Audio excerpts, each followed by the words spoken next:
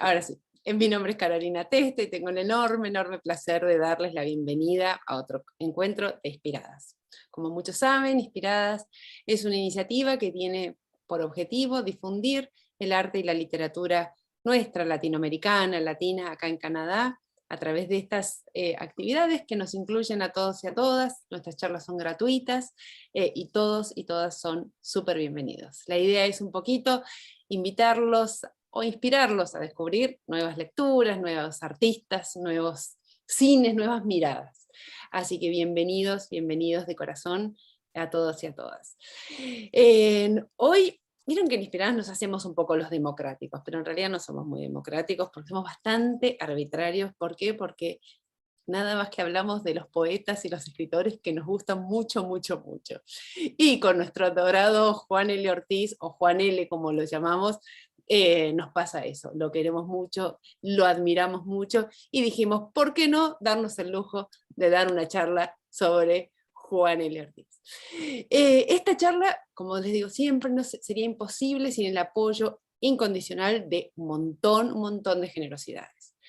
Primero el Toronto Arts Council, del Consulado General de Argentina, que no para de apoyarnos, gracias a Dios, Rafael ahí lo veo, el Consejo Canadiense de la Herencia Hispana, nuestro querido Oscar Vigil, que nos tiene muchísima, muchísima paciencia siempre, del Spanish Center, y a todos y a todas los que nos apoyan incondicionalmente, amigos como María Figueredo, Silvana Goldenberg, todas las chicas de los museos de mujeres de Costa Rica, de Chile, de Argentina. Gracias, gracias, gracias a todos y a todas. Horacio Tejera, como siempre, gracias. Ahora sí, le vamos a pasar la palabra para que dé unas palabritas de bienvenidas al consulado. Rafael, si te podés desmutear, el micrófono. Estoy desmuteado, Carolina. Okay, muchas entonces gracias. ¿Cómo no? El micrófono es tuyo. Bueno, no lo veo hoy al cónsul general, me dijo que iba a estar, así que arranco yo. Quizás se conecte para el final para decir algunas palabras, pero seguramente por el Festival de Rosario, donde estuvo Juan Fernando, ahí estará más que interesado de decir algunas palabritas acerca de eso, ya que es nacido en esa ciudad. Pero bueno, corregime, Carolina, si este es el último ciclo de Inspirados del año o queda alguno. Queda una charla más que va a ser de artes visuales para los primeros días de diciembre. Muy bien, de acuerdo. Con eso vamos a descansar un poquito, chicos. Este año lo tuvimos. Sí, intenso. pero ya llegamos al penúltimo, así que un logro impresionante. Bien, breves palabras acerca de Juan L., poeta argentino, nacido y fallecido en Entre Ríos, provincia vecina a mi querida Santa Fe. Así que bueno, algo de la biografía interesante que dice por allí, que resalto y comparto con ustedes, a quienes doy la bienvenida también. Me trajo recuerdos. I need to participate in a meeting. I have a meeting and a ver, denme un minutito que voy and they are going to say that I want to. Perdón. Ahí estamos, perfecto. No, decía que quería compartir con ustedes algo que había leído por allí acerca de Juan Ortiz, básicamente que decía, y aparecen algunas fotos allí viendo los archivos históricos, una figura delgada, alta y fumando en boquilla, por lo generalmente concentrado en el paisaje de Entre Ríos. Seguramente me lo imagino yo mirando algunos de los tantos ríos que andan por allí y que son frutos de su poesía, ¿verdad? Después Juan Fernando seguramente me va a confirmar si estoy en lo correcto o no.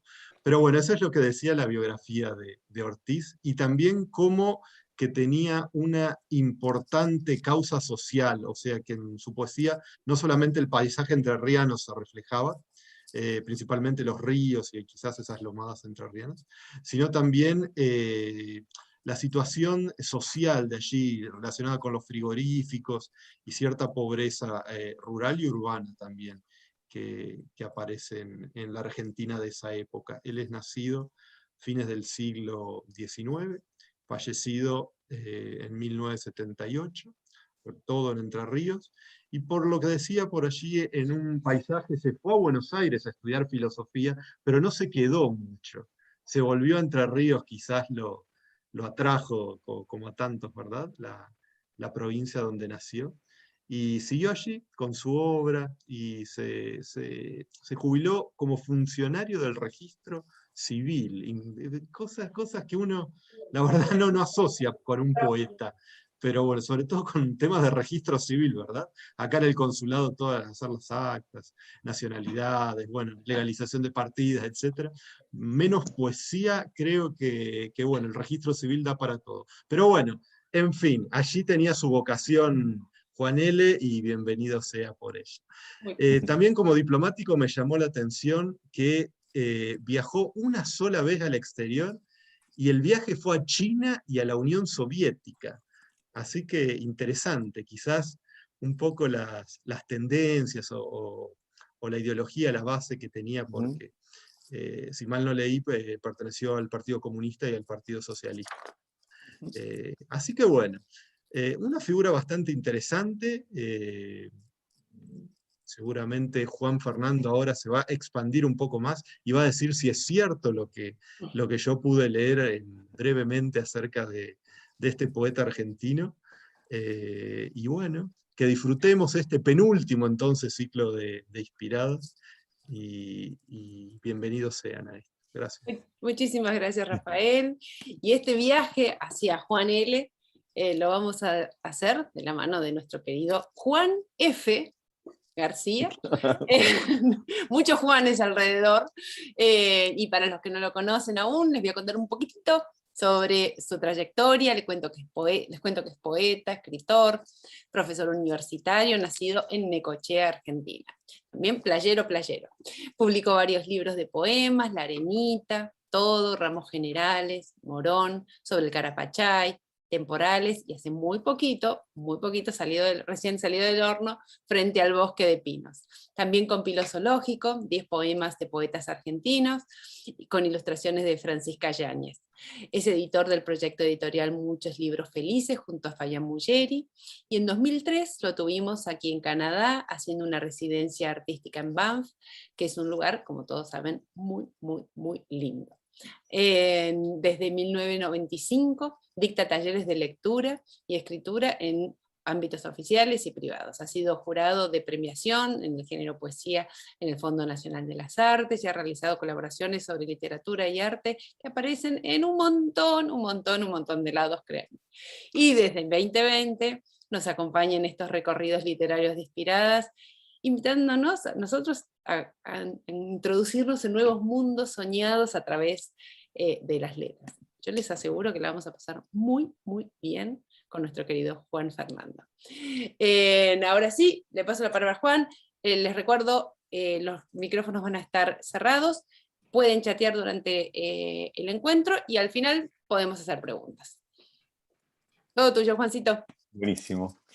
Bueno, buenas noches acá, buenas tardes allá. Ya estamos sobre la noche en Buenos Aires. Una alegría poder estar acá compartiendo un ratito alrededor de la poesía de Juan L. Por supuesto, muchas gracias a Rafael y a las instituciones que acompañan el proyecto Inspiradas, por supuesto a Caro Testa, que es el motor de esto y que hace que yo pueda estar acá desde el año pasado acompañando este proyecto, que me encanta porque me da la posibilidad, como decía Caro, caprichosamente de hablar de cosas que nos gustan mucho, y por supuesto Juan L. estaba ahí dando vueltas hace bastante tiempo, así que es un lindo momento, por lo menos que sea la última charla de literatura que sea con Juan L. y que nos animemos a navegar un poco por estos ríos entrerrianos, como dice Galeto. No lo voy a contradecir en nada de lo que dijo Rafael, voy a tomar, por las dudas. No, voy a mencionar algunas de las cosas que él dijo en relación con la vida y la obra de Juan L. Por supuesto que en estas instancias yo no voy a hablar demasiado de la biografía, más que los datos que están por ahí, pero algunos que tienen que ver con su vida y también lo que Juan L. decía de su propia biografía. Voy a hacer una mención muy especial, le voy a mandar un saludo antes de olvidarme a Matías, que está desde, creo que San Martín de los Andes, Matías, no sé, por el sur patagónico, y que es el que da cuenta de mi paso por la universidad, porque ha sido alumno del taller de poesía en La Laguna, así que un saludo especial para él, que es el que es testigo de mi labor universitaria. Bueno, hablamos de Juan L. Y no por un exceso de confianza, sino que Juan L. es de esos poetas, escucho un ruido, no sé si usted lo... digo, es como un amigo cercano, pero no un amigo, lo decimos en el sentido de confianza, como un exceso de confianza, sino porque es de esos poetas que tenemos cerca cuando pasamos por su obra, porque se nos acerca justamente cuando nos metemos en ese mundo. Creo que en una de las charlas pasadas, creo que fue la de Pizarnik, yo decía que hay escritoras o escritores que nosotros tenemos muy familiarizados, por lo menos, por supuesto estoy hablando de la literatura argentina, pero que podemos reconocer por su nombre. Hablábamos de Pizarnik y decimos Alejandra, o decimos Alfonsina, y decimos Juan L., ¿no? Y lo decimos todo junto, porque eso es una de las formas del tratamiento que Juan L. Ortiz, Juan Laurentino Ortiz, vamos a ver, tenemos que desvelar esa L, por supuesto, Juan Laurentino Ortiz, pero que lo sentimos cerca. No pasa con otros escritores, nadie dice, como les decía en ese momento, Jorge Luis, porque no, Borges, es como una especie de monumento, pero con algunos poetas, algunos escritores que sentimos tan cercanos, lo podemos familiarizar. Sus amigos lo llamaban así, algunos lo llamaban, como en el caso de Saer, que fue una figura muy importante en su trayecto, en su difusión, le llamaba Juan, por ejemplo. Pero bueno, nosotros nos vamos a quedar con esta marca, con este Juan L., que es una marca indeleble en la historia de la literatura argentina, no solamente en la poesía, sino en la literatura argentina. Pero ese trayecto y ese reconocimiento no es desde el día uno, sino que justamente lidió con algunas situaciones, eso que decía Rafael, ese paso por Buenos Aires y esa casi, pero una vuelta rapidísima a su territorio, también configuró ese lugar que lo mantuvo en cierto margen, en un margen del río y en un margen de la literatura argentina de los años 20 y 30. De eso a eso me voy a referir, voy a contarles, por supuesto, muy brevemente, quién fue Juan L., como les decía, en su territorio y fuera de él. Porque esta marca de Entre Ríos tan fuerte, por supuesto, constituye toda su obra y también el lugar central que tuvo para los poetas de la región, ¿no? Rafael decía, mi Santa Fe querido, claro, por supuesto que Santa Fe, en la vera de enfrente de Paraná, tuvo mucho que ver con la difusión, por el lugar, podríamos decir, cultural que Santa Fe ha tenido, la ciudad de Santa Fe, la ciudad capital de la provincia, el lugar cultural que tuvo alrededor de los años 50, 60 y que hizo un acercamiento y una fluidez en la relación con Juan L. Ortiz. Y también, por supuesto, qué marcas ha dejado en la poesía, y por supuesto, para poder ver eso, les voy a proponer este viaje por este río caudaloso, con una obra que está totalmente editada, también voy a hablar un poco del periplo de esa obra, pero que hace un par de años ya tiene su obra completa. Voy a mostrar los tomos, después me voy a referir, pero voy a hacer un poquito de fuerza ahora. Estos son 2 tomos que editó la Universidad del Litoral, coeditó con la Universidad Nacional de Entre Ríos. Muchas veces quienes están acá y que me han escuchado en otras charlas, yo siempre subrayo el lugar de las editoriales universitarias, el lugar de importancia que tienen las editoriales universitarias en la Argentina para justamente dar como una puesta en valor sobre ciertas obras que las editoriales, podríamos decir, grandes, o las que pueden tener la posibilidad de editar por el costo que tiene un libro de esta envergadura, no lo hacen. Entonces las editoriales universitarias tienen, y no solo eso, porque es hacer una edición con muchas notas, con muchos artículos, con una cronología impresionante. Esta es la edición definitiva. La muestro porque es como... Yo tenía el otro... Es hermosa la muestra, Juan. Es divino y además tiene como 2 partes muy diferenciadas. Cuando a principios de los 90 se editó el primer tomo de la obra completa, después voy a volver sobre esto, pero digo, lo cuento ahora como para entrar en clima, era un tomo, no sé, podría decir que era esto en un solo tomo, estos son 2 tomos. Lo anti-Juan L. Juan L. es como el escritor de lo mínimo. Era un ladrillo, podríamos decir, imposible de manejar. La segunda edición de esa obra fue un poco más chica, pero igual. Entonces, digo el anti-Juan L. porque Juan L. de verdad es lo mínimo.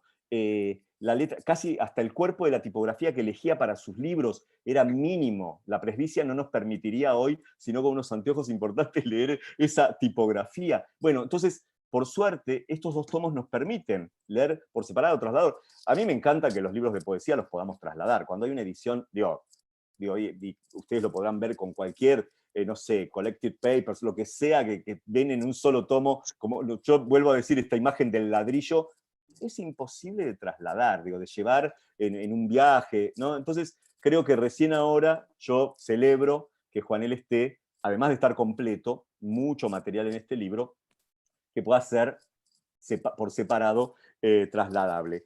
Yo suelo empezar algunas de las charlas que tienen que ver con la poesía, por supuesto me compromete más que otras experiencias literarias, porque me atraviesa, como el río de Juan L., me atraviesa la obra de Juan L. desde muy chico, desde muy joven, más que chico, desde muy joven, y tiene una importancia cabal en mi obra, pero no por lo que, porque van a encontrar posiblemente los ecos de Juan L. en el río que yo visito, pero sobre todo porque es alguien a quien yo vuelvo a su obra todo el tiempo, me genera preguntas todo el tiempo y está presente en mi producción poética, como coronándola de alguna manera. Como hay otros poetas también, pero Juan L. está. Entonces yo quería contarles una anécdota, como una pequeña anécdota de quién es.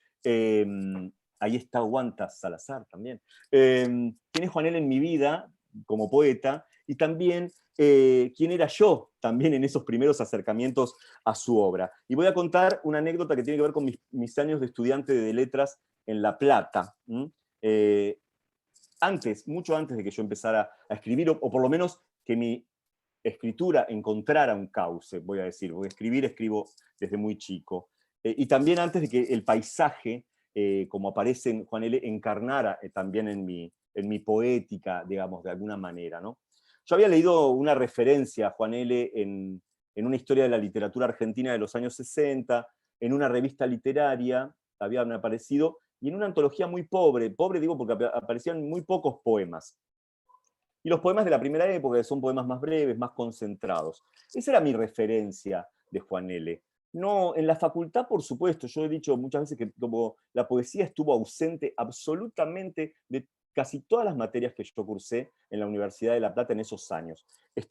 Voy a poner una fecha, que es entre el año 91 y 92. Pero esa referencia que aparecía ahí, que yo había visto en una antología, me llevó a la biblioteca de la Universidad de La Plata a buscar qué había de Juan L. Y ahí me encontré con lo que eran los 3 tomos editados en el año 71 de lo que se llama En el aura del sauce, que era el nombre que él le había dado a la obra reunida. En el año 71 nosotros hacemos una diferencia entre obra completa y obra reunida. La obra reunida es cuando un escritor todavía produciendo su obra saca el compilado de todos sus libros editados o los que decida, mientras que la obra completa es el cierre, cuando no hay más material, cuando el escritor ha fallecido. Esa es una diferencia que tenemos nosotros como marca editorial, podríamos decirlo. Entonces, en el año 71, cuando aparece En el aura del sauce, lo hacen en 3 tomos, por eso digo también la viabilidad de un tomo separado, de color plateado, con una tipografía en azul, con un dibujo que parecía una tinta china, y yo lo recuerdo como una conmoción, porque era tener toda su obra ahí, y yo sacaba esos libros, los devolvía, los sacaba, los devolvía durante meses. Por supuesto que era el único que había durante mucho tiempo. En esa época en las bibliotecas se marcaba atrás, lo recordarán, un sellito con la fecha para extraer el libro y en la fecha que se devolvía. Bueno, era el único que sacaba, el número de socio, el que sacaba ese libro durante mucho tiempo, y yo me lo llevaba a mi casa y traía y volvía sobre esos libros. Y para mí, de verdad, fue como, lo pienso eso, En el aura del sauce fue para mí entrar en un universo totalmente único. Lo había editado la editorial, se llama la editorial de la la editorial Biblioteca, que es de Rosario, que era el departamento de publicaciones de la biblioteca Vigil, que es una biblioteca muy importante. Si estuviera el cónsul, él podría dar cuenta de la biblioteca Vigil en Rosario, que es muy importante y que sufrió los embates de la dictadura, se quemaron libros. ¿No? Casi 90.000 libros se quemaron en la época de la dictadura militar en Argentina, en esa biblioteca. Esa biblioteca es como fundamental para la historia cultural de Rosario y de las publicaciones importantes. Bueno, ese libro. Se había proyectado en vida de Juan L. un cuarto tomo que no llegó a publicarse. Eran toda la totalidad de los libros de Juan L. hasta ese momento.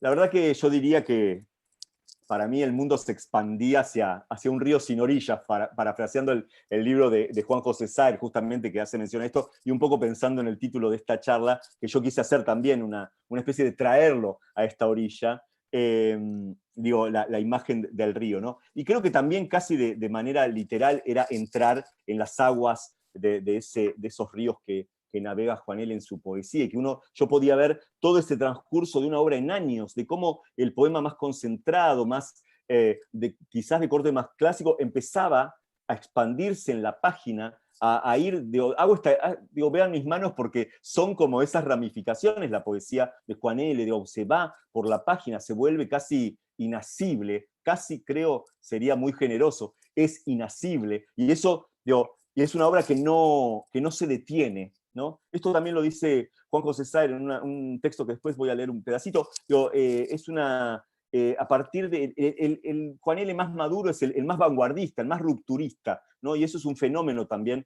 para la literatura, ¿no? Yo hace unas semanas conté esta anécdota en un encuentro con bibliotecas populares de la provincia de Buenos Aires, sobre todo para subrayar el carácter o la importancia que han tenido las bibliotecas públicas en mi formación. En una casa que no tenía libros, era la biblioteca pública de Necochea, y era la biblioteca de la universidad, mi fuente continua de consulta y de formación. Por eso remarco además el carácter de esa biblioteca en mi vida, ¿no? Y por supuesto ese encuentro, creo que durante muchos meses eran los únicos libros que sacaba, ¿no?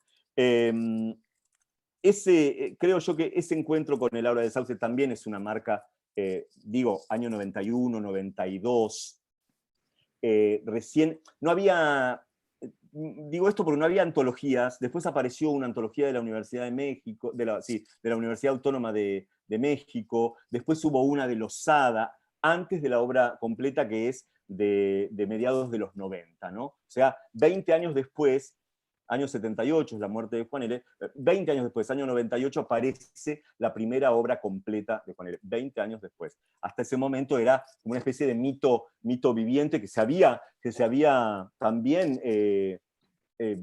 construido alrededor de ese lugar donde él se había plantado, que era en la barranca de Paraná, ¿no? Ahora sí voy a decir algunos datos biográficos, así como Rafael dijo algunos, yo voy a ser un poco fiel a Juan L., que él no le gustaba más que hablar de su poesía, pero es verdad que fue empleado del juzgado de paz. Esto que Rafael dice que es extraño, piensen en Quiroga, que también fue juez de paz en Misiones cuando se va a instalar. Era la actividad que podían hacer como empleado público, que no tuviera mucha demanda y que pudiera dedicarse a la literatura, digamos. Era de poder tener un ingreso, porque era una persona humilde. Juan L. viene de una familia muy pobre, entonces era la posibilidad de hacer un trabajo en una ciudad muy chica antes de irse a Paraná, y poder escribir, ¿no? La escritura está con José Saramago, que trabajaba en el correo. Bueno, sí, estampillas. Totalmente. Estos trabajos que le permiten tener la cabeza libre para poder escribir después de las 5 de la tarde. Exacto, sí. Y bueno, en la literatura norteamericana de Estados Unidos tiene, por ejemplo, a William Carlos Williams, que era médico, o Wallace Stevens, que era vendedor de seguros. Alfredo Cherara, que lo vi por ahí, que puso algo, no estoy atento al chat porque me distraigo, pero sé que puso algo sobre la Vigil, ¿no? Exactamente, está compartiendo perfectamente. Buenísimo. Bueno, nació en Puerto Ruiz, que es un lugar muy cercano a Gualeguay. Los nacidos en Gualeguay son gualeyos. Hay muchos escritores.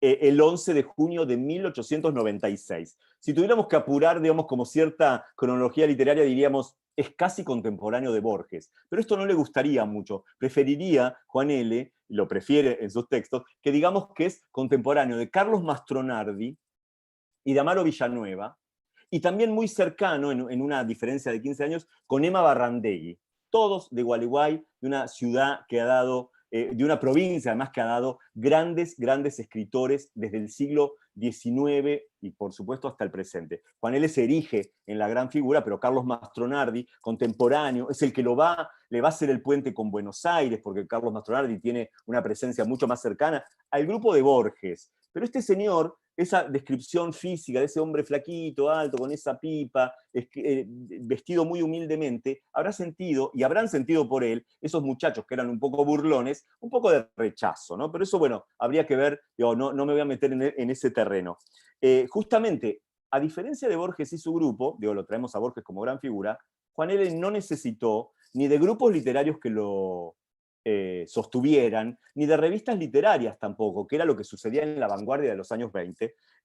Al contrario, yo creo que ese lugar que podríamos llamar con cierta comodidad marginal, pero marginal en el sentido de un margen de ese centro que sigue siendo Buenos Aires y esa porteñidad, por supuesto que podríamos hablar en el presente de otros lugares, pero digo, yo creo que esa vida retirada que Juan L. Elige, porque lo elige, porque viene y se siente de verdad que no es su lugar, y elige también porque decide escribir sin la anuencia de ningún grupo, como les decía, de ninguna revista, salvo los que estuvieron cerca de él. Estos poetas que he nombrado, como Carlos Mastronardi, como Emma Barrandegui, que son compañeros de rutas de los años 20-30. Y también de aquellos que entre los fines de los años 50 y los años 60 y principios de los 60 hacen una peregrinación. Puedo nombrar a Juan José Saer y a Hugo Gola, poetas de la ciudad de Santa Fe. Por supuesto que Saer trascendió la poesía hacia la narrativa, pero también sus comienzos como poeta. Él mismo va a decir que entre la figura de José Pedroni, que es un poeta santafesino muy escolar y que todos hemos leído, y después la figura de Juan L., sus comienzos tienen que ver con la poesía. Y además Saer lo va a poner, hace un guiño muy interesante, porque lo pone, él no lo va a reconocer directamente, pero lo pone como personaje, ese Washington Noriega, que es un poeta que aparece en muchos libros de Saer, podría ser el poeta retirado. Nunca Saer nunca hace esa especie de cameo, se diría en el cine. No. Washington Noriega tiene características de este poeta que podría ser Juan L., al que van a visitar, en el que cruzan en bote de Santa Fe a Paraná para ir a visitarlo desde fines de los 50, y que eso va a hacer que su figura empiece a ser reconocida, revalorizada y editada y leída por los jóvenes. Suele suceder eso en la historia de la literatura, y que después eso va a llegar a Buenos Aires. Van a ser los porteños los que van a ir a hacerle entrevistas, Juana Vignosi, Francisco Urondo, Tamara Kamenzain en los 70, que de verdad lo viven además como una peregrinación, porque él no se movía de Paraná. De Puerto Ruiz, entonces... Sí. Y aparte, Saer no tuvo ningún empacho de decir que para él era el mejor poeta del siglo XX. O sea, la admiración era absoluta. ¿No? Claro, dice, lo tengo acá Alfredo. Yo lo miro de costado. Está increíble, Alfredo está como... Exacto, antes del puente. Ya, le tocaron el corazón. Sí. Bien, cruzaban a visitar a ese señor flaquito que los esperaba en la barranca, y voy a sintetizar acá, fallece en 1978, en septiembre de 1978. ¿Para qué voy a contar su biografía? Voy a leer lo que escribió Juan L. Él escribió varias veces sobre su biografía, o lo que era un dato biográfico. Esto se llama Mi experiencia, este texto se llama Mi experiencia, y es del año 41, y lo dice en primera persona. Dice: nací como Mastronardi y Villanueva en Gualeguay, pero la vergüenza política que pueda sentir como este último no me impide que sienta por mi pueblo un especial cariño y que me sienta muy profundamente ligado a este paisaje. Muy profundamente. Creo, además, que la circunstancia de ser la cuna de los poetas nombrados alza tan alto el honor de una ciudad que no pueden alcanzarle los apresuramientos adquisitivos de algunos de sus políticos. Referencias concretas de vida, permítaseme que no les dé ninguna importancia.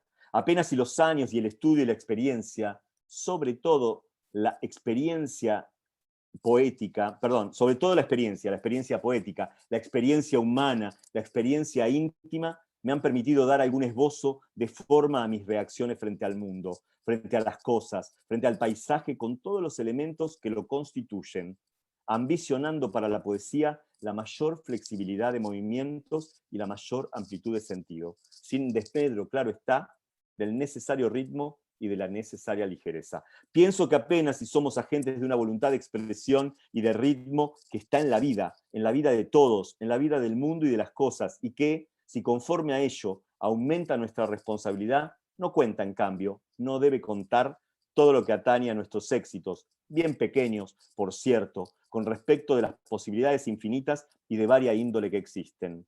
La poesía no pertenece a nadie o es de todos. De aquí que debamos hacer todo lo posible para crear las condiciones necesarias para que todos la sientan, o mejor, para que todos puedan vivirla en todos los momentos, como que todos los momentos tienen su ritmo. Lo que significa colaborar en la transformación del mundo, en el cambio de la vida. Creo, con Cazzu, que el destino de la poesía está ligado a este cambio. Esto, desde luego, sin cerrar la sensibilidad a ningún mensaje poético, venga de donde venga, siempre que haya respondido a una íntima necesidad que sea auténtico en una palabra.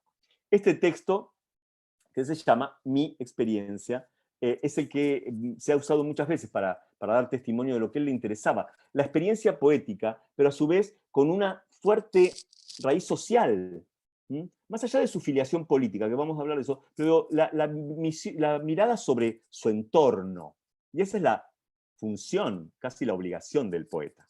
La poesía no pertenece a nadie o es de todos. Qué hermosa premisa, ¿no? A mí me encanta esa frase, ¿no? Es como para tenerla en cuenta también. Y Juan L. eso lo lleva a su poesía. Vamos a ver después en su poesía cómo esto aparece, ¿no? Cómo no es un poeta, digo, hay un poema de Nicanor Parra que se llama, que es el manifiesto, que dice: los poetas bajaron del Olimpo. Juan L. no está en ningún Olimpo y no se lo cree, justamente. Está en el Olimpo que nosotros lo podemos poner. Pero hay una comunión entre el paisaje, que es una experiencia vital, lo social, que es el lugar donde le toca vivir, y el poeta, trabajando de lo que puede y escribiendo de todo lo que puede, ¿no? Yo creo que en ese tejido se da la obra de Juan L. Yo creo que esto está en su obra, lo vamos a ver después. Miren lo que dice Hugo Gola, que era uno de estos, de poeta santafesino, que les decía en un prólogo insigne para mí, y creo que es una característica general de la obra de Juan L., como para llegar ahora a leer sus poemas y que nos resuene esto. Primero, voy a subrayarlo casi como me haría una remera que dice: la poesía no pertenece a nadie o es de todos. Y yo creo que es de todos. Lo dice Juan L. Inspiradas con la frase. La poesía, ¿no? Dice Hugo Gola: desde el principio, desde su ya lejano libro El agua y la noche, le fue dado un tono que derramó sobre una materia que también le era propia. Vale decir que todo el caudal de su obra constituye una suma de astillas arrancadas de un mismo tronco y testimonian un inevitable destino de poeta. Y esto es justamente esta es la cita de Hugo Gola. Digo, yo creo que es justamente lo hace único en la historia de la literatura. Arraigado en un paisaje, Juan L. dio cuenta de los días, de la historia, de la realidad social, con una profundidad humana, a la vez que iluminado por ese rayo incesante de su mirada poética, de la percepción poética, ¿no? Porque uno podría decir que el motivo es el mismo, es el paisaje, pero hay que preguntarle todo el tiempo al paisaje para poder escribir poesía. No está ahí solamente y es la conmoción, ¿no? Sino que es justamente una indagación constante que hace Juan L., que es el motor que permite esa obra, que es más de 50 años de escritura. Más de 50 años de escritura. Yo creo que además tiene un alto lirismo que no va a tener comparación entre sus contemporáneos, y justamente se puede proyectar hacia el futuro, ¿no? La poesía que se proyecta hacia el porvenir, que no queda anclada en su época, y justamente, como dice Gola, es otra frase que podríamos poner una remera, dice: con la humildad, por eso decía el verso de Parra: los poetas bajaron del Olimpo, como una ironía, lo dice Parra, pero Gola dice que con la humildad de una hierba que florece para cumplir sus ciclos y no por el orgullo de la flor. Miren la forma de definir una obra que no se preocupa por los premios ni por, por el Por figurar último, ni nada. ¿no? Exacto, ¿no? Con la humildad de una hierba que florece para cumplir sus ciclos y no por el orgullo de la flor. Juan L. vivió al margen de la cultura oficial, tal cual se entendía. Dije esto del lirismo que no es afín a sus contemporáneos porque justamente estamos en un estallido de la vanguardia que tensiona entre, podríamos poner dos figuras centrales de la poesía argentina de los años 20, como es Oliverio Girondo, el poeta en la ciudad, la vanguardia urbana, el poeta, la poesía por el arte por el arte, y la poesía de raíz social del grupo Florida y Boedo se llaman acá, la revista Martín Fierro y la revista Claridad, por ejemplo, del Partido Comunista, o más asociado a las ideas de izquierda, con González Tuñón, ¿no? Que también tienen formalmente no son tan rupturistas, pero sí irradian con otros temas. Juan L. viene a hablar del junco, que se cimbrea por ahí, del agua, ¿no? Que viene a hablar de vosotros, como si fuera un poeta antiguo para decir lo más moderno y lo más contemporáneo. Pero creo yo que ese estar al margen de la cultura oficial, de la cultura central que dictaba Buenos Aires, y a la que deliberadamente él decide no darle cabida, no entra en su obra, no es que él no es recibido, él decide que eso no entre, no le importe, va por su propio camino.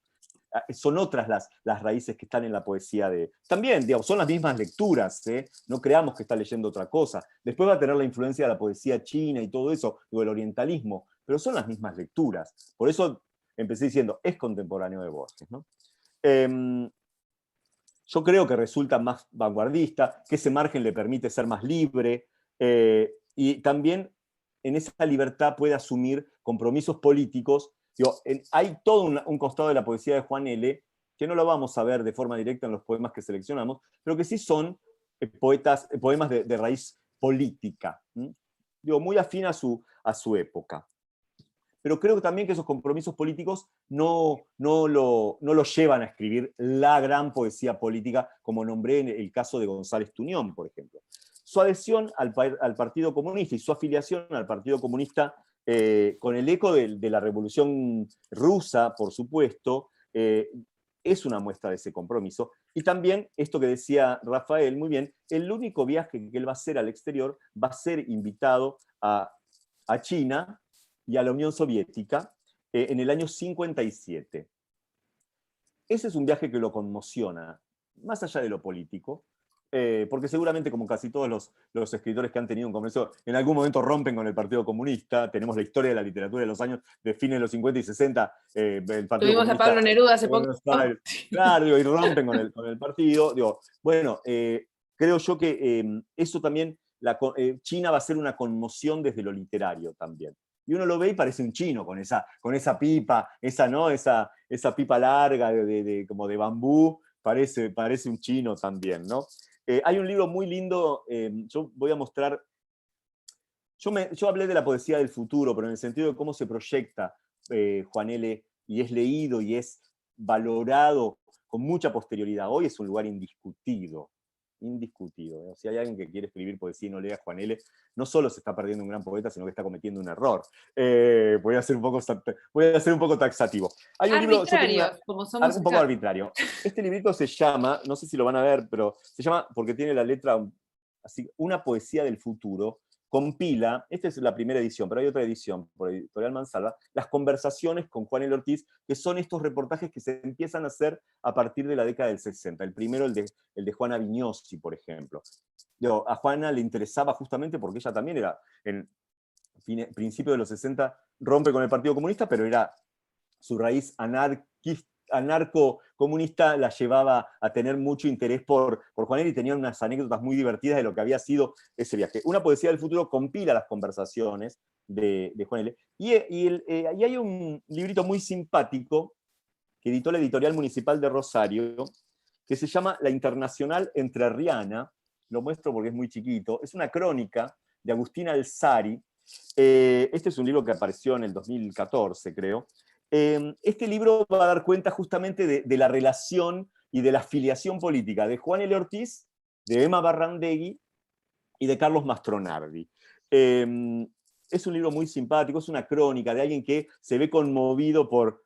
El disparador de esta crónica es un titular de un diario del año 37 que dice "El comunismo en Entre Ríos, el caso Gualeguay". Bueno, este es un recorrido, digamos, Alzari, que es un periodista formado en comunicación en la Universidad de Rosario, Agustín Alzari, hace este recorrido y es un libro muy, muy interesante y muy simpático para leer de las aventuras de estos comunistas en Gualeguay.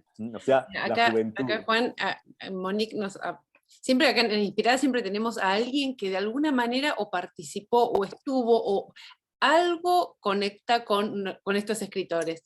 Dice, la primera vez que fuimos a visitarlo, a Juan L., íbamos a parar en lo de Hugo Gola.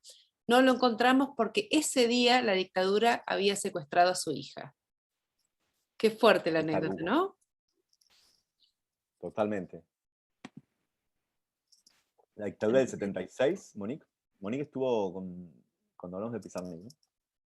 Sí, la del 76. Gracias, Monique. Voy a mencionar sin fecha, para poder ir haciendo como una especie de cantito antes de entrar en el mundo, en la poesía de Juan L., todos los libros publicados. Muchos de los libros de Juan L. fueron autopublicados, lo que llamamos la edición de autor. Digo, no había un interés de él de que lo editaran o que lo vinieran a editar. Su necesidad era ver sus libros en pliegos de papel, que eran libros muy finitos, de un papel bastante ordinario, podríamos decir, y que también me parece que es un buen antecedente para pensar el circuito de la poesía, ¿no? Ese comienzo autoeditado. Yo les hablaba del cuerpo tipográfico de los libros. Alguna vez pude ver esos libros sueltos, porque no, en una librería de viejos de Buenos Aires que tenía unos precios astronómicos, como suelen tener esos precios que tienen que ver más con un valor del libro nominal, digamos, ¿no? Y era muy impresionante ver la tipografía que él elegía para estos. Yo no lo puedo, si lo muestro no se va a notar ahora, pero las ediciones posteriores de las obras completas han intentado ser fiel a esa elección de Juan L. de elegir, por supuesto, vuelvo a insistir con la presbicia, porque el lector de los 20 y pico no es el lector de estos 50, por eso está con los lentes, ¿no? Atentado a cualquier diseñador gráfico, les puedo asegurar. Una letra mínima. Y creo que cuando hablamos de letra mínima, también es podríamos decir, una metáfora de lo que es la poesía de Juan L., ¿no? Con el detalle de lo mínimo en el acercamiento a ese paisaje y que tiene una profundidad humana, más allá justamente de esa brizna que puede aparecer en un poema, ¿no? Les menciono los títulos. Voy a hacer una mención casi fetichista, diría, de los títulos. Vean cómo son los primeros, las vocales abiertas, cómo se repiten estas vocales como una sonoridad. Él publica con cierta periodicidad a partir del año 33, y compilaba por años, digamos, ¿no? Luego, cuando se editó la obra completa, se agregaron cosas que habían quedado sueltas, lo que había quedado fuera en el aura del sauce, lo que se llama el protosauce. El agua y la noche. Digo, voy a abrir un poco más las vocales para que vean el efecto musical de esto, ¿no? El agua y la noche, el alba sube, el ángel inclinado, agua, alba, ángel, ¿no? El ángel inclinado, la rama hacia el este, el álamo y el viento, el aire conmovido, la mano infinita, la brisa profunda, el alma y las colinas, de las raíces y del cielo, el junco y la corriente, y la orilla que se abisma. Estos dos últimos, el junco y la corriente y la orilla que se abisma, son, junto al poema más extenso que tiene Juan L., que se llama El Gualeguay.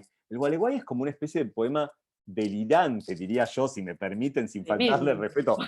Porque es un libro, además ese poema se ha editado, Beatriz Viterbo lo editó solo en algún momento. Beatriz Viterbo es una editorial además de ser el personaje, por supuesto, de Borges, de la Aleph. No, es la editorial Rosarina, una editorial insigne de Rosario.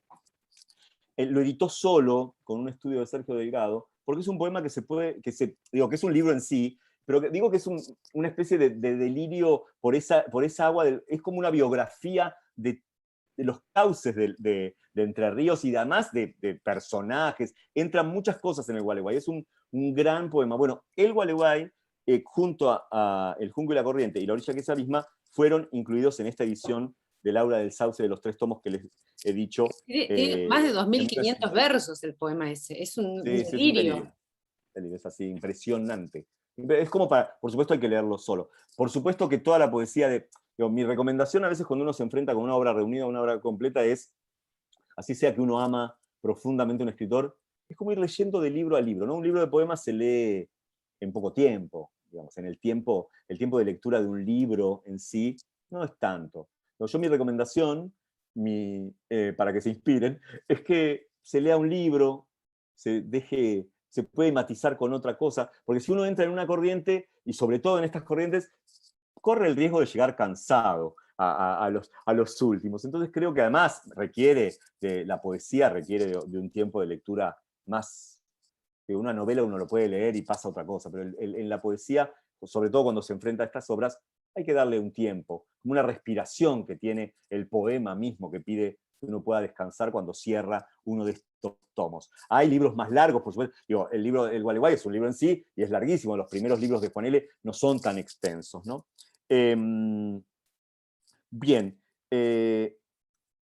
Digo que estos más de 50 años de producción de Juan L., lo que se da entre el primer libro y el último, yo creo que también esa producción, una laboriosidad, un trabajo sobre el verso, cuando uno ve ahí la poesía de Juan L., los detalles que tiene en la misma factura, digamos, creo yo que más allá de los temas recurrentes, yo decía, quizás podríamos hablar de un único motivo, que es el paisaje, siempre parece inaugural, siempre parece que está mirando por primera vez ese paisaje. Y en ese, creo yo, en ese transcurrir, creo que está la sabiduría de Juan L. Yo creo que Juan L. es un poeta sabio, no lo diría de muchos poetas, creo que pocos poetas en la literatura argentina pueden tener eso, esa sabiduría que tiene que ver en la relación con el paisaje, en ese fundirse con el paisaje y que funda también lo poético en él y en toda nuestra historia literaria. Con todo un tema filosófico también en esa conexión. Total, profundo, ¿no? O sea, profundo, sí, de atravesar el río.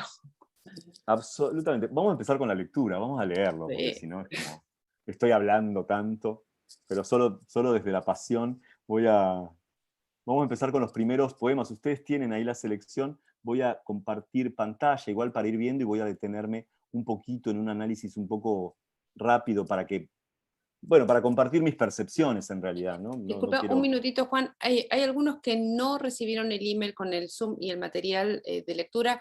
No se preocupen, después de la charla enviaremos todo, sí. No se preocupen. Ahora lo compartimos, lo vemos todos, es el mismo material que Caro les va a matar, y también los libros que mencionamos, mañana se manda todo. Les mandamos la referencia para que lo tengan.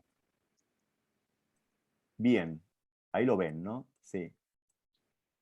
Voy a ir por acá. Hice una selección muy breve, porque es infinito, de poemas que podamos asir en esta charla, y por supuesto una cierta cronología. Voy a dejar los poemas, los últimos poemas que son extensos para que los lean, pero quería empezar por estos que son poemas más breves, y creo yo que además hay toda una definición de la poética de Juan L. Voy a leer los primeros 4 poemas que creo que constituyen su poética. Digo que uno entra por ahí y dice, esto es Juan L., ¿no? Tarde.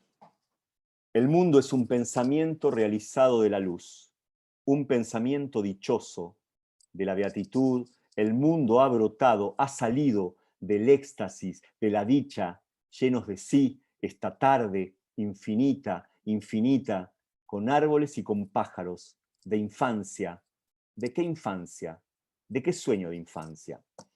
Si yo tuviera que pensar que este no es el primer poema de él, pero digo, podríamos decir que sí es el poema acá, miren cómo la musicalidad, que es tan importante para la poesía lírica, acá está dada por la repetición de palabras, que es un artilugio que en Juan L. va a estar como reafirmando lo que está diciendo, y a su vez terminar con una pregunta que pone en duda lo que está diciendo. Ahí es donde yo digo que la poesía siempre es inaugural y es una infinita pregunta. En el momento que el poeta se vuelve aseverativo, creo que es el problema. El poeta que puede seguir haciéndole preguntas al paisaje es el que nos permite la poesía del futuro, ¿no? El poeta sentencioso, digo, no tiene lugar, por supuesto, en la lírica para nada, tiene lugar en la lírica de Juan L. Y en esa onda, digo, ya que fue nombrado Hugo Gola, por supuesto está la poética de Hugo Gola, digamos, como en el eco también de la poesía de Juan L. ¿no? Digo, vamos a homenajear también a Hugo Gola. Hugo Gola es un personaje, ya que lo trajo Monique, y por supuesto habla de una relación con Hugo Gola. Hugo Gola es fundamental para la poesía argentina, no solo por su obra poética, sino por su obra de difusión y de traducción y de difusión desde su lugar en México, desde su exilio en México, que es todavía hoy impresionante para los que escribimos, para los que estudiamos, para los que estudian. Muchos de los textos que Hugo Gola reprodujo en su revista El Poeta y su Trabajo son todavía los textos que usamos en la universidad para formar poetas. Así que vaya este homenaje también y agradeciendo a Monique que lo haya nombrado. El mundo es un pensamiento realizado de la luz. Esa es toda una afirmación. Eso es una aseveración, esa es una sentencia. Pero justamente ahí empieza, ¿no? La sentencia empieza a ponerse en duda, ¿no? El mundo es un pensamiento de la luz. Un pensamiento dichoso. La pura percepción no es percibir el mundo no es afirmarlo rotundamente, sino es un pensamiento realizado de la luz, es un pensamiento dichoso, ¿no? Y ha salido de la dicha, ¿no? Es infinita, es de la infancia. ¿De qué infancia? ¿De qué sueño de infancia? ¿No? Ya no de un recuerdo, de una evocación, sino de una construcción también de lo que el poema permite, que es cierto nivel de experiencia que la ficción permite, digo, ¿no? Como la construcción del poema. ¿No? No hay una autobiografía, no hay necesidad, digo, de dar una autobiografía acá. Y acá pasamos al otro poema que es Dios se desnuda en la lluvia. Acá sí, la experiencia vital de la naturaleza, no una evocación del sueño, ¿no? Pero sí una carga erótica tanto se ha escrito sobre la lluvia, ¿no? Es uno de los factores climáticos más convocantes y más poetizados, ¿no? Tenemos el poema de Borges que siempre se habla cuando... Bueno, pero miren esto, ¿no? Como lo carga de otros sentidos, de otra percepción. Eso es lo que hace al poeta, ¿no? Dios se desnuda en la lluvia como una caricia innumerable. Cantan los pájaros entre la lluvia. Las plantas bailan de alegría mojada. Miren qué imágenes, miren lo que son, ¿no? Y además aparece la figura de Dios desnudado en la lluvia, ¿eh? La tierra como una hembra se disuelve en los dedos penetrantes con una palidez de 1000 ojos desmayados. Toda una carga erótica en la naturaleza, ¿no? Camino bajo la lluvia, todo mojado, cantando hacia mirajes que huyen en un rumoroso sueño. Lluvia, lluvia, desnudez del Dios primaveral que baja danzando, danzando a fecundar la amada, toda abierta de espera, quebrada ya de ardor, amarillo y largo. Miren qué detalle, yo insistí con esta idea del poeta lírico, ¿no? Y el poeta lírico, uno de los elementos fundantes de la poesía lírica es el yo lírico, ¿no? La presencia del yo poético muy fuerte. Bueno, miren qué detalle, en el primer poema no hay yo lírico, ¿no? Es un sujeto, digamos, que está mirando el mundo, pero sin como cierta distancia.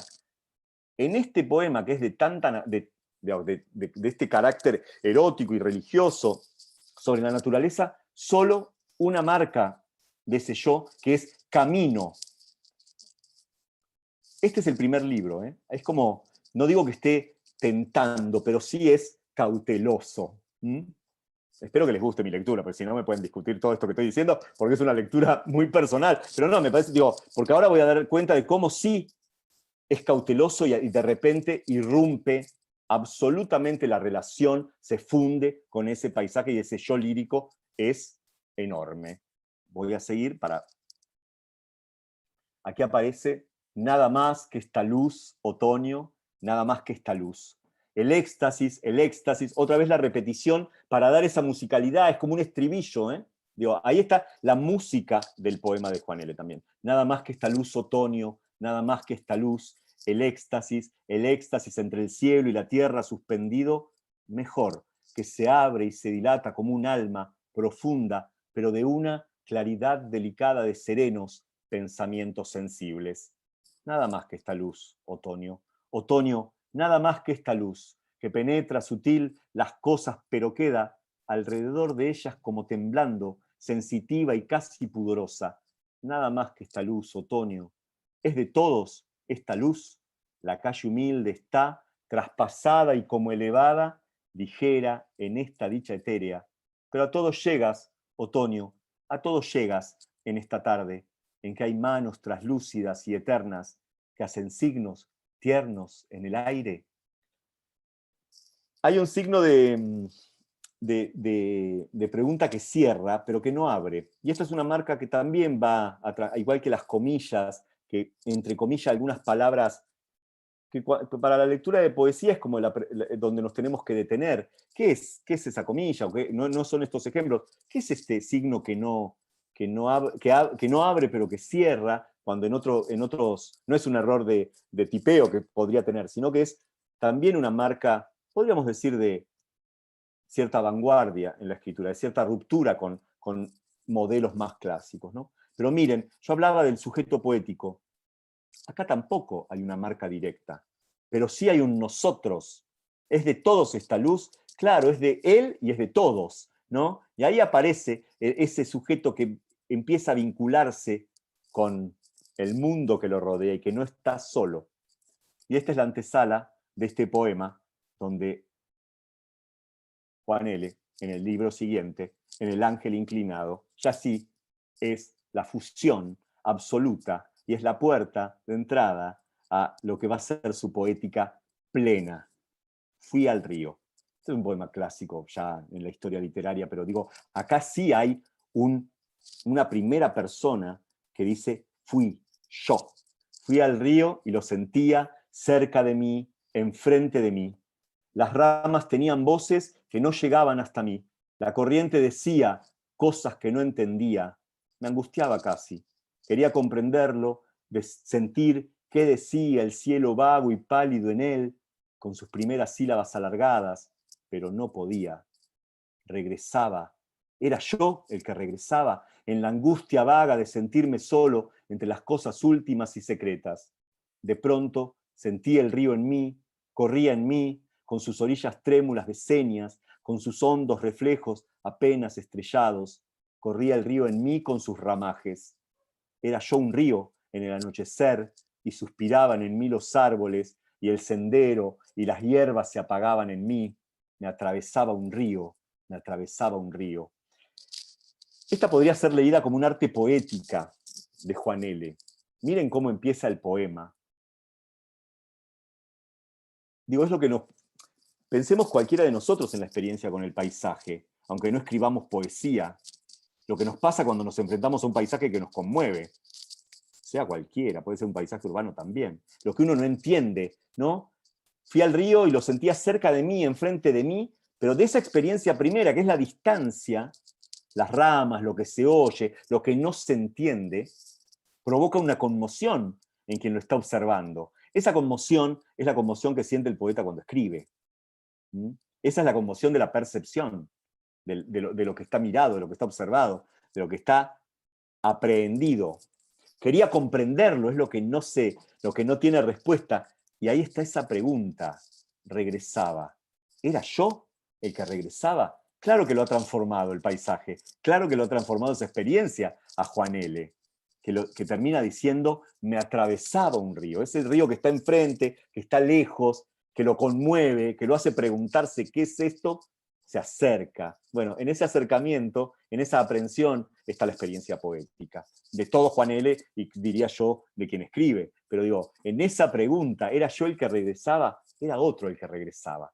Por supuesto, era la transformación que el paisaje, hace en la persona de Juan L., que habrá estado muchas veces frente al río y a distintos ríos, el Paraná, el Gualeguay, ¿no? Pero justamente en esa conmoción, en esa transformación, es donde funda toda su poética. Yo creo que son poemas emblemáticos porque justamente encierran esa definición también de la poesía que me gusta ver ahí en esto, y también creo que cifra de alguna manera todo lo que hemos ido charlando.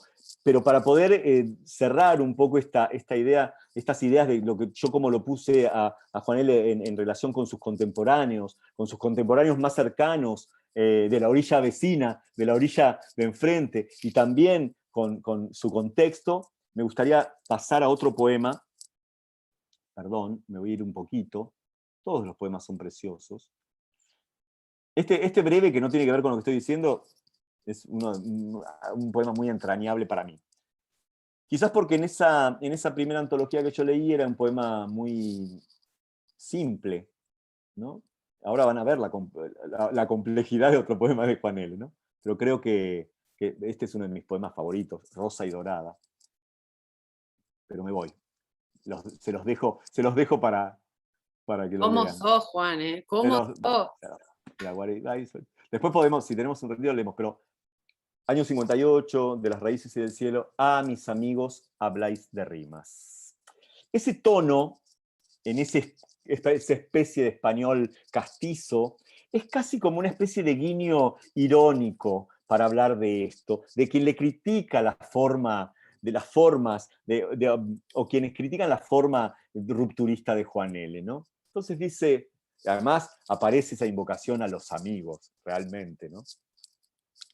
A mis amigos habláis de rimas y habláis finamente de los crecimientos libres. En la seda fantástica os dan las hadas de los leños con sus suplicios de tísicas sobresaltadas de alas. Pero habéis pensado que el otro cuerpo de la poesía está también allá, en el junio de crecida, desnudo, casi bajo las agujas del cielo. ¿Qué haríais vosotros, decid, sin ese cuerpo del que el vuestro, si frágil y si herido, vive desde la división, despedido del espíritu, él que sostiene oscuramente sus juegos con el pan que la masa y que debe recibir a veces en un insulto de piedra? ¿Habéis pensado, mis amigos, que es una red de sangre la que os salva del vacío, en el tejido de todos los días, bajo los metales del aire, de esas manos sin nada al fin, como las ramas de junio, a no ser una escritura de vidrio? Oh, yo sé que buscáis desde el principio el secreto de la tierra y que os arrojáis al fuego muchas veces para encontrar el secreto. Y sé que a veces halláis la melodía más difícil que duermen aquellos que mueren de silencio, corridos por el padre río, ahora hacia las tiendas del viento. Pero cuidado, mis amigos, con envolveros en la seda de la poesía, igual que en un capullo.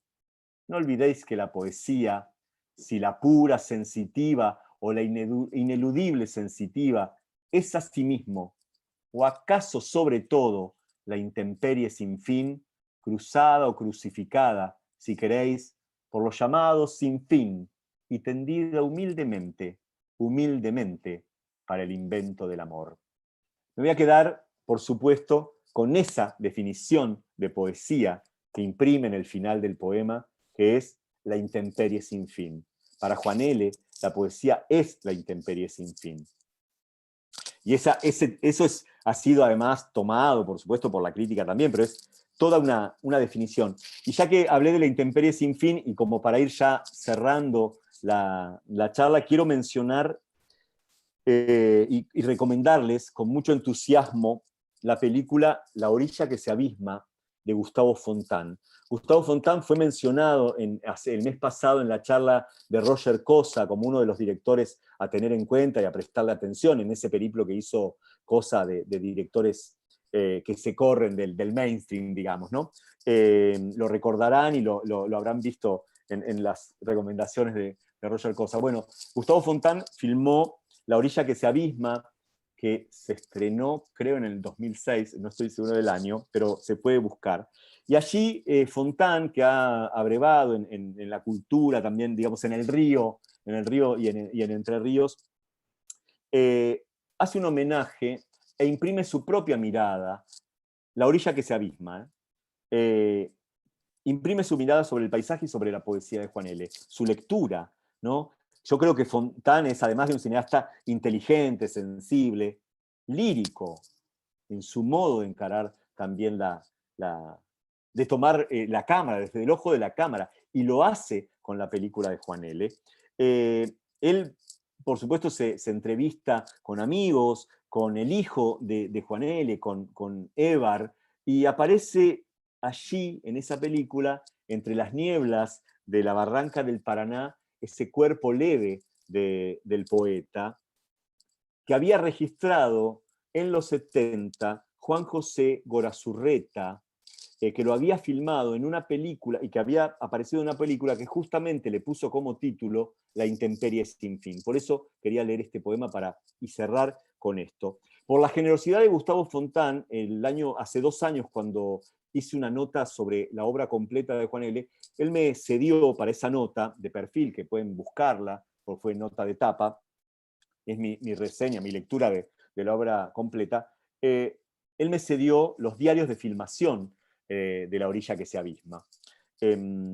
Y quiero leerles 2 entradas a ese diario. En el 2006 la estrenó, sí, porque ahora veo las marcas del diario, o de 2007. 3 de marzo de 2005. ¿De dónde viene esta luz? ¿De dónde viene este rumor? Y los verdes, enmarañados en la luz y en el viento. El bote es minúsculo, debajo nuestro está el río. Es un misterio cómo vamos hacia no se sabe dónde. Ya en la orilla, junto a nosotros hay una guaribay, nos mira. Le digo a Luis que me gustaría hacer una película sobre Juan L. Ortiz. No hay premeditación. Ahí están el río y las colinas y los pájaros, y la poesía de Ortiz que me acompañó durante varios años. Cobra una energía nueva, física, se despliega en el aire y se la huele. Me gustaría hacer una película sobre Juan L. Y las palabras que brotan de ese impulso son inicio de un movimiento, lo sé. Luis profundiza Luis era su asistente, su coequiper, digamos, ¿no? Luis profundiza la fluidez y me habla de un hijo de Ortiz y de un fotógrafo que lo visitó durante un buen tiempo. 13 de noviembre de 2005. Marzo era el primero, noviembre. Volvemos, esta vez con Évar, a la Casa Rosada de Gualeguay. Évar consiguió las llaves y podemos entrar. Lo filmamos entrando. Un cuerpo que camina entre ruinas. Aunque las paredes y los techos sobreviven, está todo en un estado calamitoso y corremos riesgo de que el piso se hunda. Pero allí vivió Juan L. con Gerarda, la esposa de Juan L., y Évar. Las casas en ruinas hablan de manera muy diferente si las habitamos en algún momento o no, si albergaron a algún conocido o no. Ahora Évar abre una ventana y deja que entre una luz tenue que se disuelve en las paredes. Aunque no fue en esa casa, cuando la luz se derrama, tal vez por eso mismo, Évar recuerda la muerte de su padre. Estaba trabajando en 2 poemas.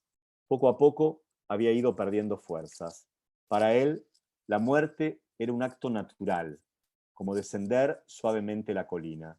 Entonces llamó a mamá y le dijo que no iba a dictar estos poemas, que había decidido irse envuelto en ellos. Hasta aquí. Hasta aquí. Es un hermoso texto, y que yo le voy a agradecer siempre a Gustavo Fontán que me lo haya cedido para publicar unos fragmentos. Ya te digo que el chat está que arde, Juancito, ¿no? Por supuesto, maravillados con Juan L. Primero decirles a todos que todo este material, la entrevista que están pidiendo, el link del film, todo será enviado mañana, quédense tranquilos, por supuesto. Muchísima emoción escucharte leerlo, Juan. Gracias. Digo, esta cosa de... Siempre pienso, ¿no?, en esta capacidad que tenía Juan L. de volverse viento, árbol, río, ¿no? Esta capacidad de volverse naturaleza, ¿no? Y la verdad que es muy emocionante para los fanáticos, ¿no? Y los no fanáticos, porque tenemos a Anabel recién comentó que no lo conocía. Juan, siempre nosotros decimos acá en Inspiradas que los mejores de las mejores cosas que nos pueden pasar es cuando nos dicen, uy, no conocía y de Claro. repente sucedió. Es muy significativo para nosotros que puedas transmitir toda esta emoción. Vos sabés, lo hemos dicho, yo no lo dije al principio, acá hay gente que siempre nos ha escuchado, por ahí para no repetirnos, pero lo decimos siempre, claro, que estos encuentros son justamente donde convive alguien como Monique, que lo conoció, o que no, si no llegó a conocerlo, estuvo cerca de Bodola, o alguien que leyó algún poema suelto, o alguien que puede ser un fanático o una fanática de Juan L., y alguien que no lo conoció. Esa convivencia que se da acá, que es la posibilidad además del Zoom, que nos permite armar un puente, y en este caso un puente muy férreo alrededor de la poesía de Juan L. Lo mejor que nos puede pasar es que quieran seguir, los que lo leyeron lo sigan leyendo. Mira, ¿No? Isabel Rey nos estaba recomendando la película, La orilla que se abisma, así que digo, realmente esta convivencia Sí, de fanáticos y desconocidos, sí, que ha sido muy linda. Ahora sí, pueden abrir los micrófonos o levantar la mano, como quieran, contarnos cómo se sintieron, qué les gustó, qué sintieron, totalmente abiertos. Juan L. murió en el cuarto que había sido de Alfredo Vierabé, otro gran poeta de del Alfredo Uruguay. Beiravé, claro, por supuesto. Otro poeta. Bueno, hay En un el ensayo de Chaco. Beiravé. Yo que, claro, él es chaqueño, muy como acá al Acá toque. estamos a full, Por nadie, no se les supuesto, escapa nada en este grupo. Beiravé, en realidad, Beiravé era entrerriano y desarrolló su obra, y fue profesor en la Universidad de Resistencia, como se llama, la Universidad del Noreste. Su obra está, digamos, podríamos decir, como es del litoral. Alfredo Beiravé tiene un ensayo precioso sobre Juan L., creo que inconseguible. Digo, en el caso de Beiravé hay que reclamar que su familia, porque por supuesto que preste atención a la difusión de la obra de Beiravé, que es enorme también. Digo, ahí hablamos a los herederos, ¿no? En el caso de Juan L., la responsabilidad y recae sobre los estudiosos de la Universidad del Litoral, o en el caso de Sergio Delgado, que es profesor de la Sorbona y que se ha encargado de que este trabajo sea impecable. Yo felicito siempre a la Universidad de Entre Ríos, que lo ha hecho con Emma Barrandegui también, y que lo han hecho con Mastronardi y la Universidad del Litoral en esta coedición.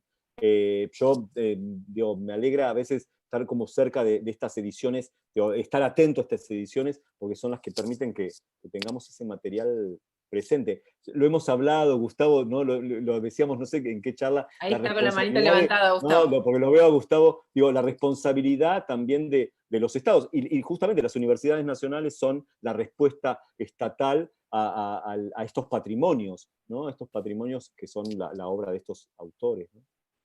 Y antes de darle la palabra a Gustavo, Juan nos pregunta, todos Juanes, chicos, hoy estamos como plagados de Juanes, ¿algún libro para recomendar para comenzar a leerlo? Pregunta que nos hacemos siempre. ¿Por dónde empezamos?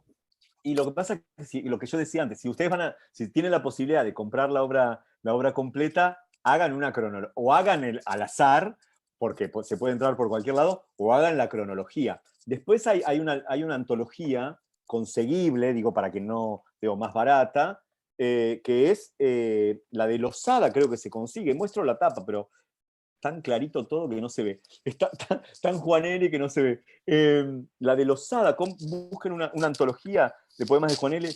A mí me parece que él permite, al ser una obra que va como expandiéndose, creo que está bueno ir cautelosamente desde el principio. Entrar mojándonos un poquito los piecitos. Claro. Ahora sí, Gustavo, podés mutear. No en la fuente, sino las patas en el río. Digo, creo que permite eso, y también porque puede ser, digo, si uno entra por el final en esos ríos enormes, puede ser expulsivo también, requiere de un entrenamiento. Digo, la poesía, hay algo que dice Henri Mejonic, el poeta y teórico francés, dice algo que parece una obviedad, que dice, la poesía se comprende en la relectura. Y la idea de la comprensión es que la poesía entre en uno, pero no solamente comprender desde un lugar intelectual, sino algo mucho más vívido. Y yo creo que Juan L. hay que leerlo y releerlo. Ese es mi consejo siempre, ¿vale? Para todo, para toda la poesía, pero Juan L., quien quiera empezar por Juan L., me parece que hay una cadencia, digo, un trabajo que va expandiéndose, que está bueno ir preparado. Ahora sí, Gustavo. Bueno, muchas gracias. Primero que nada, una disculpa por la demora en incorporarme a la charla, pero tuve la suerte de poder incorporarme en el momento que venía una parte muy sustantiva, que es la lectura que hace Juan Fernando de la poesía, y simplemente para comentar que realmente me impactó la última ese concepto de la poesía como la intemperie sin fin, que queda tendida a la espera del invento del amor. O sea, en el concepto de intemperie es central. Yo no conozco mucho este poeta y la verdad que también es un valioso hallazgo, pero ese concepto de intemperie, por los textos que leyó Juan Fernando, queda reflejado cómo impacta en él el ambiente, ¿no? Todo lo que él escribe en otras partes. Pero acá lo liga también, además, al estar, digamos, tendido humildemente al invento del amor. Y me queda la sensación de que a través del amor que se inventa desaparece la intemperie, o al menos se atempera.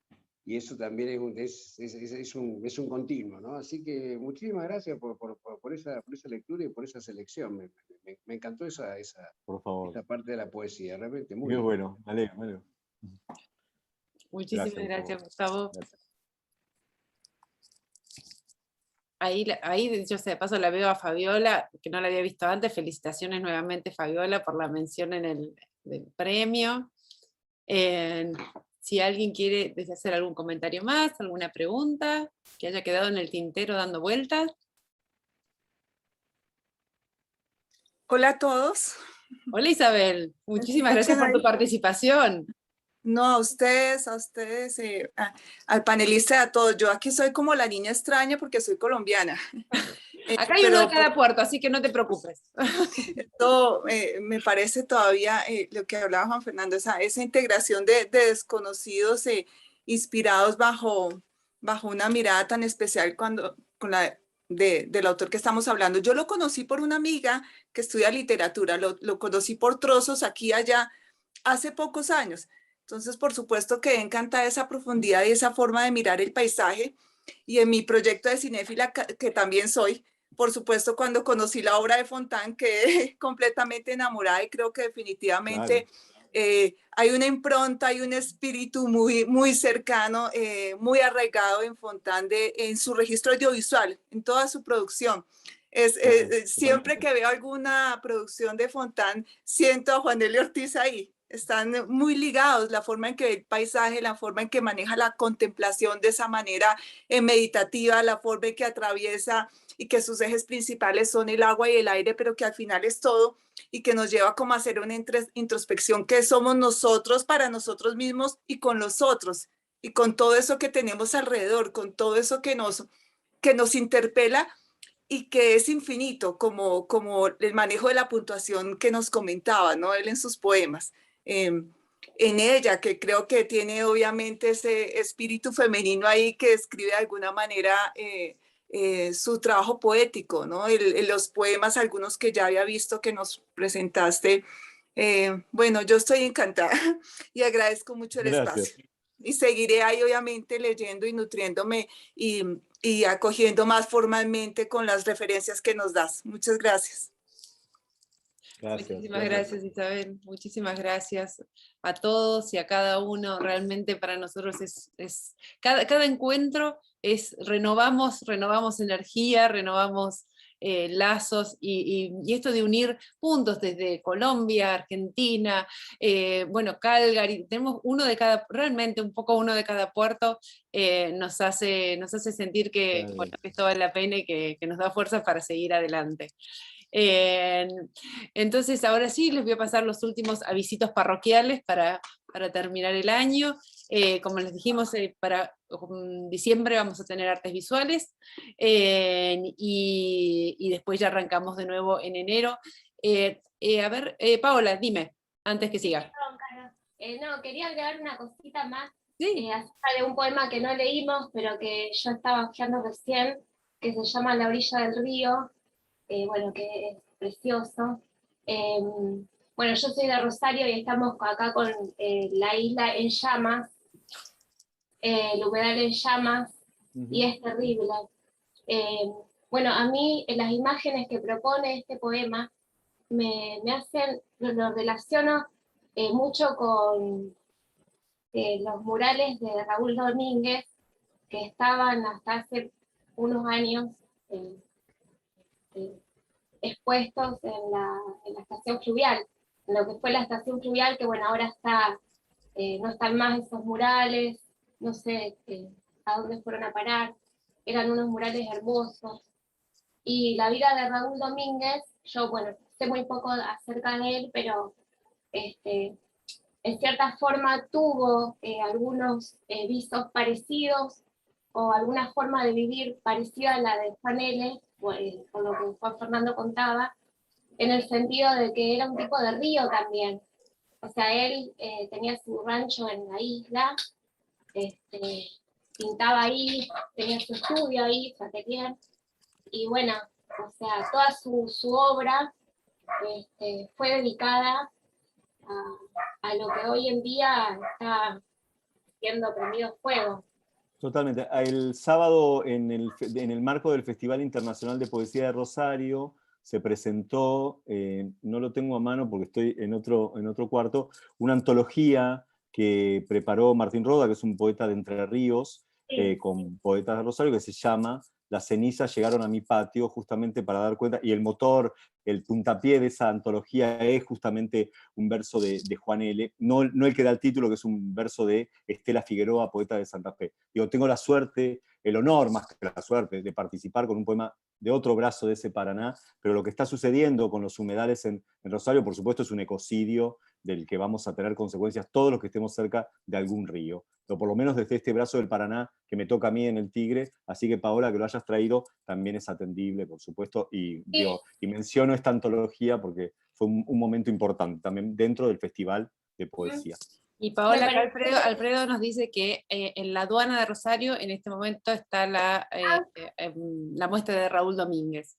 Sí, está en la aduana. Ahora me acordé, sí, gracias, sí, porque habían estado mucho tiempo en la fluvial y sí, había leído que me había olvidado que estaban en la aduana. Me acordé de los murales de la fluvial. Sí, son preciosos y preciosos. son hermosísimos, y bueno, era un tipo de río igual que Juan L., y bueno, dedicó toda su vida y su obra al río, que bueno, para los compañeros que no conocen lo que es nuestro río Paraná, bueno, que lo busquen y que vean.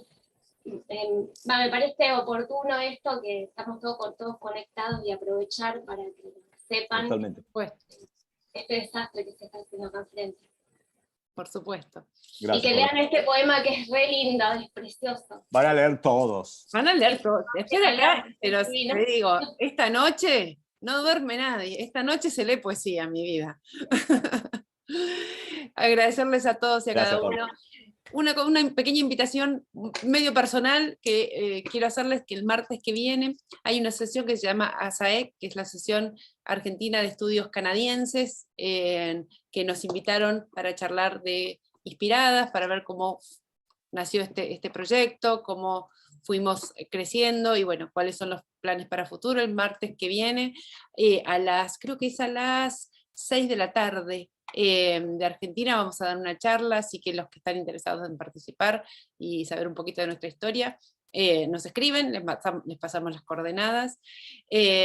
Otra cosa que siempre repito, les prometemos que contestamos todos los emails, gracias a todos los correos que nos llegan después de las charlas, con felicitaciones, cariños, palabras realmente muy emotivas para nosotros, nos hacen sentir muy muy bien. Les prometemos que a todos les contestamos. Y por favor, para todos los que se escriban en las charlas, presten atención cuando ponen los correos, porque a veces hay que adivinar y vienen rechazados cuando después les mandamos los correos, y a veces pasa que no reciben el link o no reciben las cosas, entonces se nos complica un poquito. Gracias de corazón a todos y a todas, y como les digo siempre, a leer, que la vida es corta y la pandemia fue larga.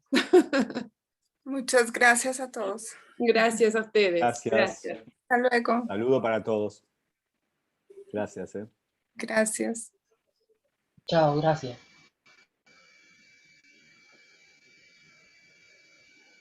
Chao, Matías. Chao a todos. Chao Chao. Matías, Tomás, ahí te veo. Chao.